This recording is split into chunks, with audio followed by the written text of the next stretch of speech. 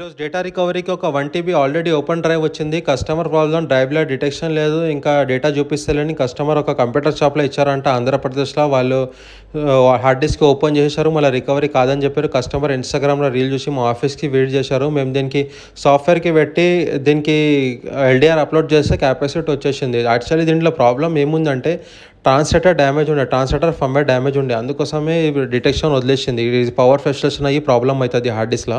So మేము translator firmware repair చేసి దీనికి హెడ్స్ చెక్ చేసి స్లో రెస్పాండింగ్ చేసి దీనికి రికవరీ ప్రాసెస్ స్టార్ట్ చేసినాం. మీకు ఎప్పుడైనా ఇట్లా ప్రాబ్లమ్ వస్తే డ్రైవ్‌లో డిటెక్షన్ లేదంటే మీరు గ్రీస్ డేటా రికవరీ డైరెక్ట్ విజిట్ చేస్తే రికవరీ ఛాన్సెస్ ఎక్కువ ఉంటాయి.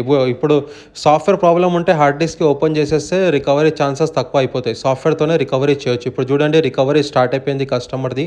100% రికవరీ స్టార్ట్ అయిపోయింది. ఇంకా కంప్లీట్ డేటా కూడా వచ్చేసింది కస్టమర్ మీరు చూడొచ్చు. మీకు ఎప్పుడైనా ఇట్లా ప్రాబ్లమ్ వస్తే డ్రైవ్‌లో సౌండ్ వస్తే డిటెక్ట్ అవ్వకపోతే గ్రీస్ డేటా రికవరీకి విజిట్ చేయండి.